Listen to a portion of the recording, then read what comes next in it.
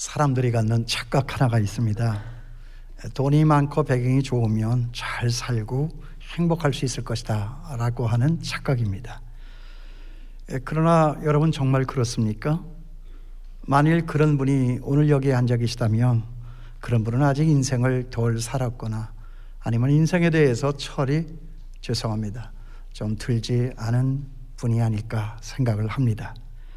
우리는 어려우면 안 되고, 문제 있으면 안 되고, 골치 아픈 일이 있으면 안 되고 하는데, 우리 하나님께서는 바로 그래도 되고 그래도 되고 그래도 되고 하십니다.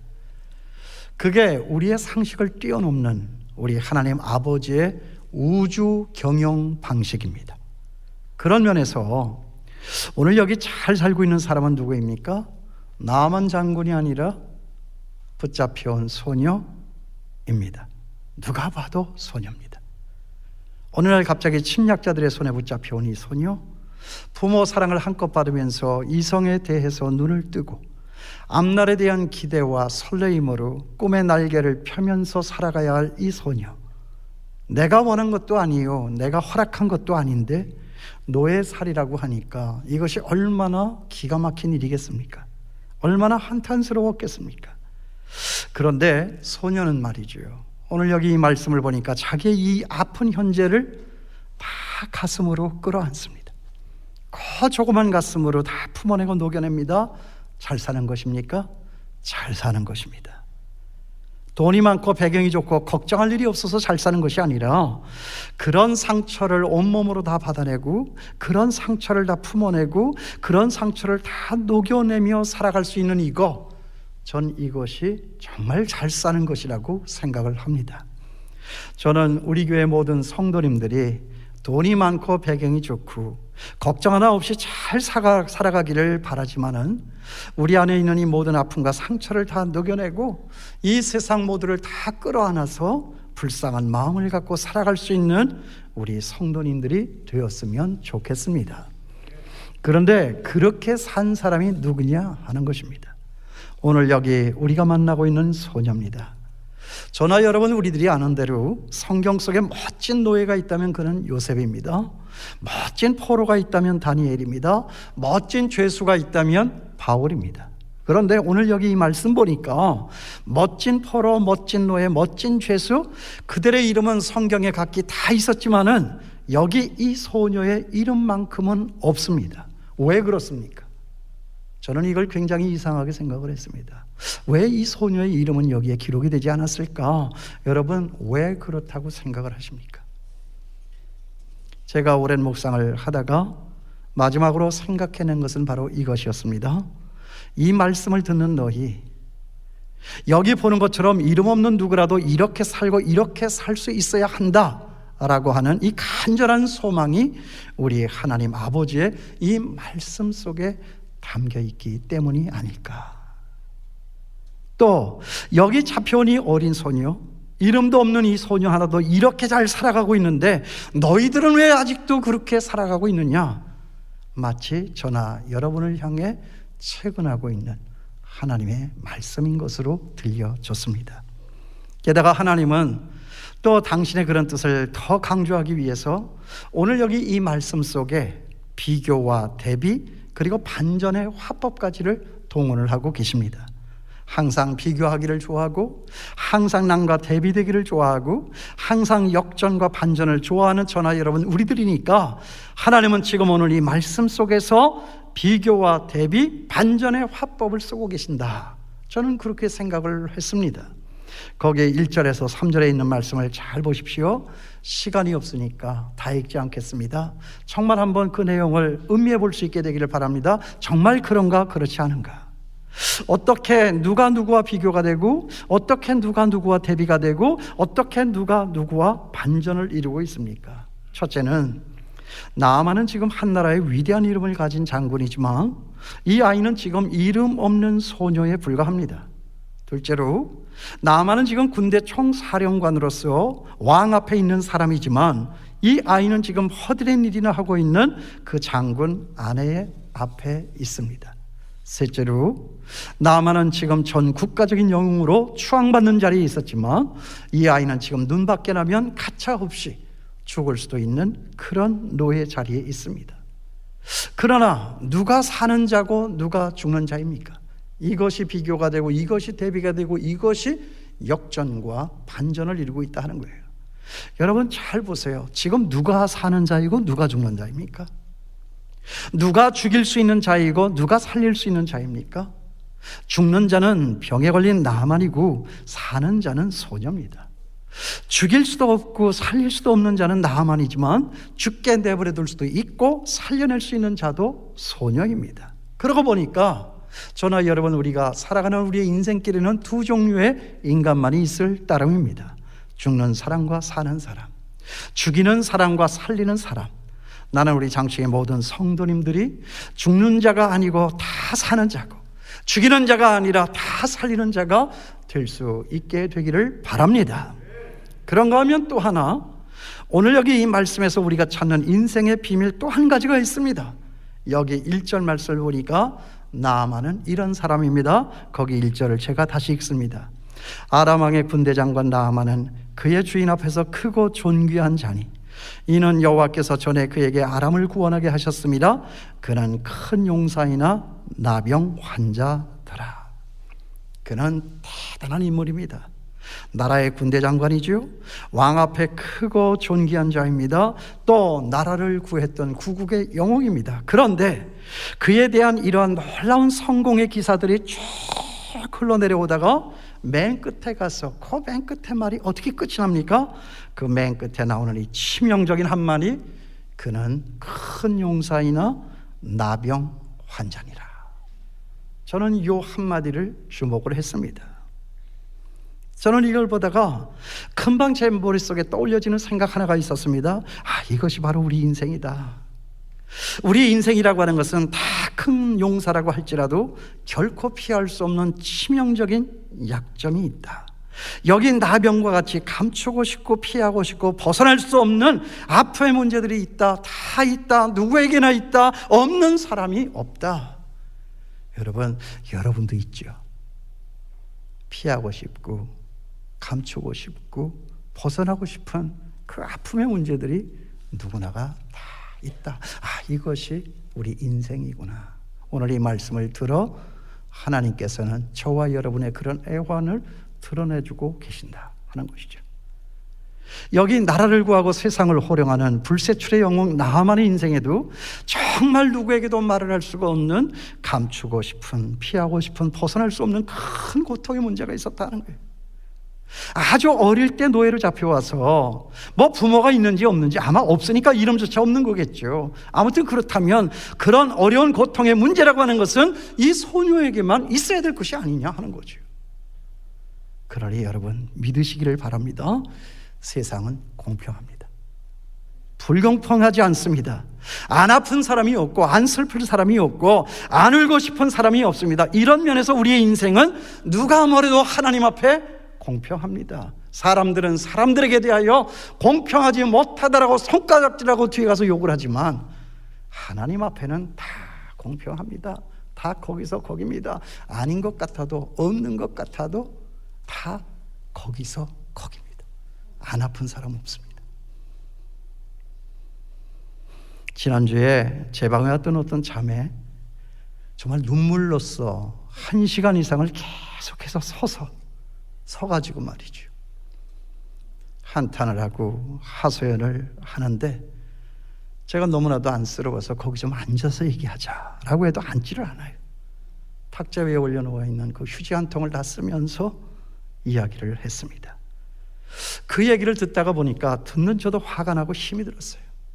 어쩌면 사람이 그럴 수가 있을까? 얼마나 힘들고 어려웠을까? 그래, 그 말을 다 듣고 나서 제가 무슨 말을 했는지 여러분 아세요? 제가 이렇게 얘기를 했습니다. 그 똑같은 일이 우리 집에도 있어. 그랬더니 정말 거짓말 하나 안 보태고 그 표정이 그렇게 밝아질 수가 없어요. 목사 집에도 그런 일이 있다라고 하니까 그렇게 마음에 위안이 되고 좋았나 봅니다. 그래서 저는 생각했습니다. 가끔 이런 일도 우리 집에 있어야 하겠구나. 그런데 또 여기 이 말씀 속에는 또 다른 반전 하나가 있죠. 그러니까 여기 이 말씀은 너의 인생이 다 그러하니까 너희들끼리 불쌍히 여기며 안쓰럽게 여기면서 위로하면서 살아라 하고 그렇게 끝나고 마는 말씀이 아니에요. 우리 하나님의 말씀은 절대로 그렇게 끝나지 않습니다. 그 하나님의 말씀에는 답이 없는 말씀이 없고 대안이 없는 말씀이 없습니다.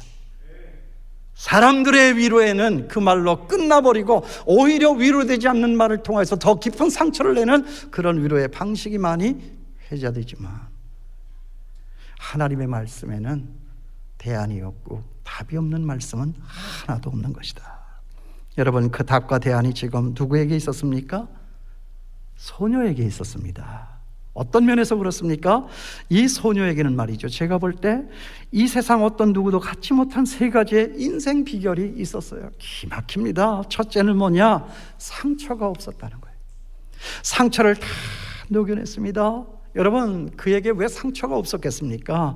그러나 그 상처를 다 끌어안고 녹여냈습니다. 거기 2절 말씀을 여러분 한번 보세요. 전에 아람 사람이 떼를 지어 나가서 이스라엘 땅에서 어린 소녀 하나를 사로잡음에 그가 나아만의 아내에게 수종을 들더니, 여기 수종 든다라고 하는 이 말의 어원은 세상 사람들이 그냥 남의 일을 돕는다라고 하는 그런 단순한 뜻이 아니에요. 간절한 마음으로 정성을 다하여서 단마음을 가지고 섬겨내는 이것을 의미합니다. 포로로 잡혀왔으니 잘못하면 죽을 수도 있고 매를 맞을 수가 있으니까 어쩔 수 없이 속에 분을 삼키면서도 그 일을 감당했던 것이 아니라 마음의 단마음을 가지고 그 주인의 일을 도왔다는 거예요. 이게 어떤 상황인지 여러분 짐작하지 않습니까? 어느 날 갑자기 자기 의사와는 전혀 상관이 없이 낯선 아저씨들의 손에 붙잡혀 오게 된 것입니다. 그러니까 그 작은 어린 가슴의 상처는 얼마나 크고 아픈 것이었겠느냐 하는 것입니다. 그러나 그 소녀는 여기에 상처 없고 군말 없는 수종 드는 자리에 있었다라고 성경은 아주 담백하게 기록을 하고 있습니다. 그 다음에 두 번째로는 긍휼히 여기는 마음이 있었어요. 여기 이 사람들, 나아만과 그의 아내는 소녀 편에서 볼 때는 뭐죠? 원수입니다. 자기를 붙잡아온, 자기를 못 살게 한, 자기를 부모와 떨어뜨려 고아로 살게 한 마음의 철천지 원수라면 원주일 것입니다. 그런데도 거기 이어지는 3절 말씀을 한번 보세요. 그의 여주인에게 이르되 우리 주인이 사마리아에 계신 선지자 앞에 계셨으면 좋겠나이다. 여기 우리 주인이 누구예요? 지금 그 말을 하고 있는 대상, 그 나아만 장군의 부인, 그 남편입니다. 우리 나아만 장군께서 우리 집의 주인이 사마리아에 계신 선지자 앞에 서셨으면 좋겠나이다. 그가 그 나병을 고치리이다. 여러분, 이게 원한 있는 사람, 상처 있는 사람의 말이라고 할 수가 있겠습니까? 그러니까 이것은 그냥 나올 수 있는 말이 아닙니다. 내 인생을 짓밟은 그런 원수들이 죽으면 시원한 일이 아니겠습니까? 내가 그토록 기도했는데 악한 감정 가졌더라면 말이죠. 얼마나 박수치고 좋아할 일이에요. 때는 때대로 갔다 그런 말 하지 않겠습니까? 그런데 우리 주인이 사마리아에 계신 선지자 앞에 계시면 좋겠나이다. 그가 그 나병을 고치리이다. 이 소녀의 마음에는 그런 어떤 적대감, 악한 감정이 없어요. 자기 상처를 다 녹여낸 긍휼의 마음만 있을 뿐이다 하는 것이죠. 어떻게 이런 일이 가능할까? 오늘 우리는 그 답을 찾아야 합니다. 그리고 또 셋째, 소녀에게는 절대 우리 생명 다시 살리시고 회복시키시는 하나님에 대한 그런 믿음이 있었습니다. 거기 3절 다시 한번 보세요. 그의 여주인에게 이르되 우리 주인이 사마리아에 계신 선지자 앞에 계셨으면 좋겠나이다. 그가 그 나병을 고치리이다. 거기 그 자리에 소녀는 자기 몸을 사리지를 않았어요. 아니, 만일 그렇게 얘기를 했다가 낫지를 못하면 어떻게 되겠습니까? 죽을 수도 있습니다. 그냥 내버려 두겠습니까? 그러니 어떻게 그런 일이 가능하겠느냐 하는 것입니다. 그래서 오늘 우리는 그 문제에 대한 답을 찾아야 하는 것이죠. 여러분, 그 답이 무엇입니까? 저는 이 말씀을 붙들고 한참을 생각을 했습니다. 쉽게 넘어가지 않았습니다. 믿음이 있었겠다, 믿음이면 고친다, 대개는 그렇게 알고 그렇게 해석하고 그렇게 설교를 합니다. 그렇게 우리는 알고 있습니다. 모든 우리의 시선이 나만 장군과 어린 소녀에게로 집중하고 있는 것이죠. 제가 그렇게 생각을 하다가 마지막으로 찾은 답은 이것입니다. 하나님의 은혜다. 이 결론입니다. 오늘 설교의 제목이죠. 하나님의 은혜다. 오직 하나님의 은혜, 그 은혜인 것이 분명을 합니다. 사람들은 이렇게 말하죠. 그 소녀에게 어떤 특별한 믿음이 있었던 것이 분명하다. 그렇지만 저는 말합니다. 아니다.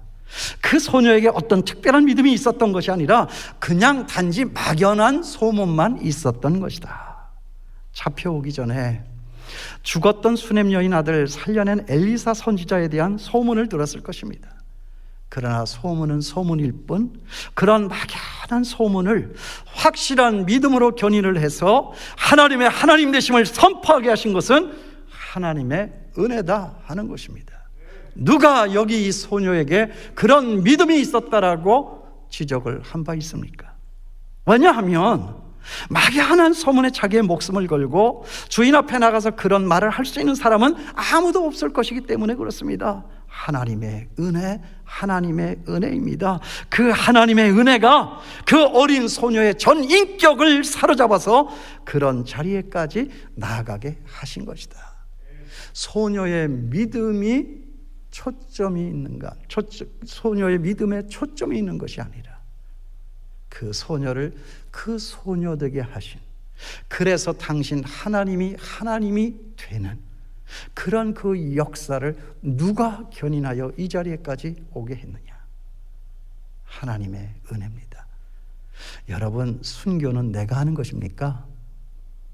나는 절대 순교 못할 것 같아요. 여러분도 그렇게 저에 대해서 그런 기대 안 가질 거라고 저는 믿어요. 여러분은 순교하시겠습니까? 여러분, 순교는요, 내 마음대로 되는 게 아니에요. 누가 순교를 하겠습니까? 순교는 은사입니다. 하나님이 주시는 거예요. 어려운 고문을 다하고 매를 맞을 때 신앙의 절개를 지킨다고 이를 깨밀 수는 있지만 오래가지 못합니다. 사람의 마음은 흔들려요. 약합니다. 그러나 그때 하나님의 은혜가 그를 감쌉니다. 하나님의 은혜가 그 은혜의 자리로 몰고 갑니다. 그래서 순교도 하는 거예요. 그래서 순교는 내가 하는 것이 아니라 내 안에 계신 성령께서 하시는 것이다. 예수님도 그랬잖아요. 내 잔을 거두어 주시옵소서. 그러나 할 수만 있거든 이 잔을 거두어 주십시오 라고 했던 그 예수가 마지막에 그 성령님의 인도를 따라서 충만함을 입어서 주의 뜻대로 되기를 원하나이다. 하나님의 은혜입니다. 이런 면에 위대한 사람 없습니다. 위대한 하나님만 있을 뿐입니다. 그 위대하신 하나님의 손에 붙잡혀 그 은혜로서 위대한 일을 감당해낼 수 있는 저와 여러분, 우리 장충교회 성도들 되길 바라고 우리 대한민국의 모든 교회들이 될 수 있게 되기를 주님의 이름으로 축원합니다. 첫째도 은혜요, 둘째도 은혜요, 마지막도 은혜입니다. 어제도 은혜가 최선이요, 오늘도 은혜가 최선이요, 또 내일도 은혜가 최선인 것을 알고 언제나 우리 마음으로 사모하여 살 때 하나님의 은혜에 사무쳐 살아가게 하여 주시옵소서. 그 은혜에 사무치면 사람이 도무지 생각하지 못한, 감당하지 못할 놀라운 일을 해내는 것입니다. 왜냐하면 그것은 내가 하는 것이 아니라 그 은혜를 주시는 하나님께서 하시는 것이기 때문에. 하나님의 은혜입니다. 그런데 사실 두고 보니까 여기 이 말씀 가운데 은혜라고 하는 단어가 없어요. 그러니 사실 우리 알지 못하는 이 은혜, 그런 말로써 밖에는 어떤 말로도 설명을 할 수가 없는 거예요.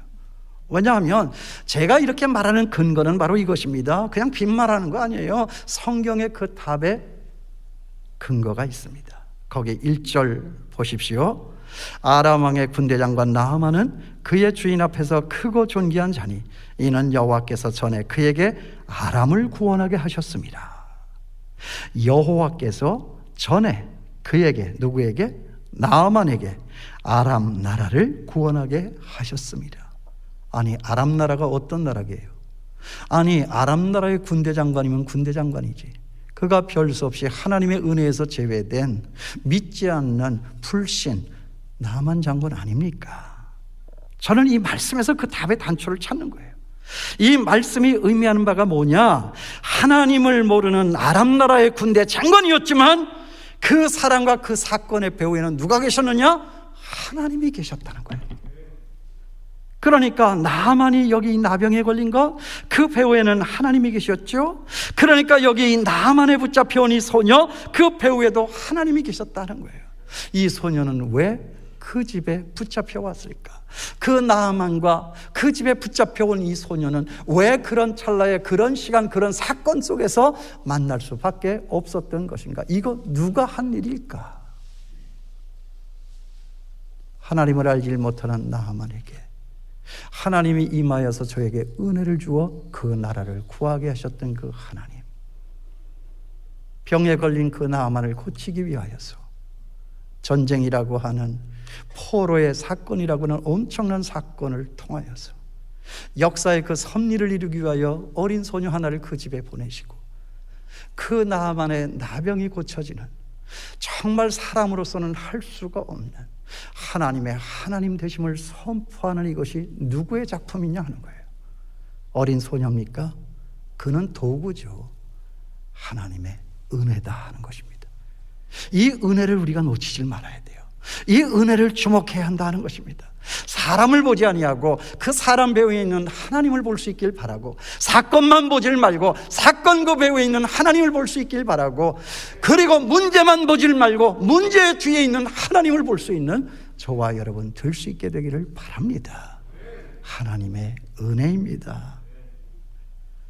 나아만은 붙잡아오고 어린 소녀는 붙잡혀 왔지만, 나아만은 병에 갇히고 어린 소녀는 그 집에 갇혔지만, 그 사람들과 그 사건들 배후에는 누가 있었을까? 하나님이 계셨다 하는 거예요.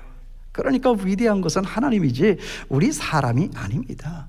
정말 우리가 위대할 수 있는 것은 위대하신 하나님의 손에 붙잡혀 사로잡힐 때이지, 우리 스스로가, 우리의 믿음이 있어 우리가 위대해질 수 있는 것은 아니다 하는 것입니다.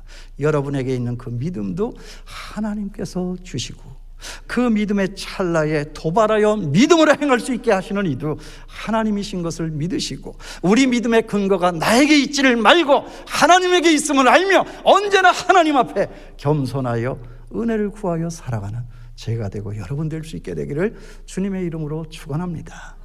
아무리 목사라도 하나님의 은혜의 손에서 떨어지면 짐승과도 같습니다. 우리 집사람한테 물어보면 확실하게 압니다. 짐승 같은 남자. 우리 다 그런 거예요. 저는 우리 교회 모든 성도님들 삶에 이런 은혜가 있어서 정말 살고 풀리고 열리는 일이 날마다 있게 되길 바랍니다. 여러분, 은혜가 있으면 살고 은혜가 없으면 죽습니다. 은혜가 있으면 풀리고 은혜가 없으면 매입니다. 은혜가 있으면 열리고 은혜가 없으면 닫힙니다. 하나님께서 하시면 다 고침받고 다 풀어지고 다 열려지는 일이 생깁니다. 여러분, 이것을 우리는 뭐라고 그럽니까? 이것을 은혜의 사건이다 말하는 것입니다. 은혜입니다. 너희는 갇혔다, 너희는 묶였다, 너희는 병들었다, 세상이 너희를 갇히게 하고 세상이 너희를 병들게 하고 세상이 너희를 묶었다, 다 묶었다. 그러나 그런 모든 것들을 풀고 낫게 하시는 이는 바로 나, 너희들의 하나님 바로 나이다. 여러분, 그 은혜입니다. 그 은혜의 불씨가 이 작은 소녀의 가슴에 불을 지른 것입니다. 그래, 제정신이 아니었어요, 이 소녀가. 아니, 제정신이라면 어떻게 그런 말을 할 수가 있겠느냐 하는 거예요. 만약에 낫지 않으면 어떻게 되겠느냐 하는 것입니다. 자기도 모르고 한 것입니다. 우리는 성령에 취해서 그 말도 핫쓸 수 있었을 것이다 말하는 거예요. 이 제정신 갖고 되겠습니까? 아니, 그런데 사실은 그게 제정신이잖아요. 그렇죠? 제정신이라는 말은 바른 정신이 아닙니까? 그런 정신이 있어야 되는 것 아닙니까? 모든 사람들이 다 제정신이 아니니까 제정신 있는 이 소녀 하나가 제정신이 아닌 사람처럼 느껴져서 그렇지, 사실은 이 어린 소녀 하나가 제정신입니다. 진짜 제정신 아닌 사람 제가 여기서 발견했습니다. 여러분, 누군지 아세요? 거기 7절 말씀 보세요. 이스라엘 왕이 그 글을 읽고 자기 옷을 찢으며 이르되 내가 사람을 죽이고 살리는 하나님이냐? 지금 미쳐가고 있죠. 그가 어찌하여 사람을 내게로 보내 그의 나병을 고치라 하느냐? 제대로 지금 제정신을 못 차리고 있습니다. 나만 장군이 나 병 고치러 간다, 내 병 고쳐내라 라고 하면서 군대를 끌고 오니까 여러분, 이거 정말 미치는 일 아닙니까? 그러니까 어떻게 말을 하죠? 내가 사람을 죽이고 살리는 하나님이냐? 그가 어찌하여 사람을 내게로 보내서 그의 나병을 고치라 하느냐? 그는 지금 분명 미쳐 있습니다. 하나님을 모르는 나라 군대 장관도 포로로 잡혀온 이 어린 소녀 하나의 말을 듣고 하나님께서 깔아주신 그 은혜의 비단길을 지금 나아가고 있는데, 소위 말해서 택한 백성이라고 하는 이스라엘, 그것도 그 나라의 왕인 사람이 어떻게 하는 말이 이럴 수가 있겠느냐 하는 거지요. 그러니까 확실한 건 이거다 하는 거예요. 누구라도 하나님의 은혜의 손길에서 떠나면 택한 백성이고 왕이고 궁궐이고 남자고 어른이고 목사고 장로고 다 소용이 없다. 은혜가 아니면 아닌 것입니다. 그러니 은혜, 이것은 우리의 소유가 아닙니다. 그러니까 은혜, 이것은 우리의 언어가 아닙니다. 우리의 믿음이 은혜를 낳는가? 아닙니다. 하나님의 은혜가, 그 은혜의 감동이 저와 여러분, 우리의 믿음을 낳은 것뿐입니다. 이 은혜가 있으면 사는 것이고 이 은혜가 없으면 죽는 것입니다. 제 딸이 살고 있는 미국, 그 나라도 코로나 때문에 굉장했습니다. 지난 16일절 통계로 사망자가 무려 57만 8,092명이라고 했습니다. 그런데 이제는 백신들을 맞고 얼추 나아져서 자기들 나라에 들어오는 여행객들도 이제는 막지를 않고, 들어와도 격리를 시키지 않고, 또 자기들 맞는 백신까지도 그냥 다 공짜로 놔준다고 하니까 정말 아빠 된 입장으로서 그 얘기를 듣고 얼마나 안심이 되었는지 모릅니다. 그런데 그 다음 말입니다. 우리 딸의 이야기입니다. 이제는 동양 사람이라서 길 가다가 폭행을 당할까 봐 코로나 때보다도 더 위기의식을 느끼며 집 밖에 나가는 것이 힘들고 어렵다 하는 소리를 하는 거예요. 아, 그렇구나. 제가 그 얘기를 듣고 사람들이 하는 것은 이렇다 하는 거예요. 사람들이 사람의 삶을 나아지게 하는가? 아닙니다. 사람들은요, 사람 죽이는데 선수예요. 우리 살리는 것은 누구냐? 그것은 우리를 뛰어넘어 계시는 하나님의 은혜다 하는 거예요. 하나 더 붙이면 그 은혜에 사무쳐 그 은혜를 입은 사람이라면 사람을 살리는 일을 하지 도무지 죽이는 일은 하지 아니할 것이다. 그래서 제가 딸에게 이렇게 얘기했어요. 그렇다. 우리가 사는 세상에는 다른 소망이 없다. 우리 유일의 소망은 우리를 살리고 치유하시는 하나님의 은혜뿐이다. 그 은혜를 기억하고 그 은혜에 집중하고 그 은혜를 더 대망하면서 살자. 세상이 이러하면 이러할수록 우리 더 그 은혜에 집중해서 살자. 사람들은 사람들에 미쳐서 사람들 죽이는 일밖에는 하질 못하지만 우리는 그 하나님의 은혜에 미쳐서 너도 살고 나도 살고 사람들 살리는 일을 하는 거다. 그러려면 세상 사람들이 세상에 미쳐 살아가는 것보다도 우리는 더 힘있게 하나님의 은혜에 미쳐서 사는 사람이 될 수 있어야 미친 세상의 사람들을, 죽이고 죽는 사람들을 살려낼 수 있는 사람들이 될 수 있는 것 아닌가. 세상을 치유하는 하나님의 은혜, 거기에서 설교 제목이 나온 것입니다.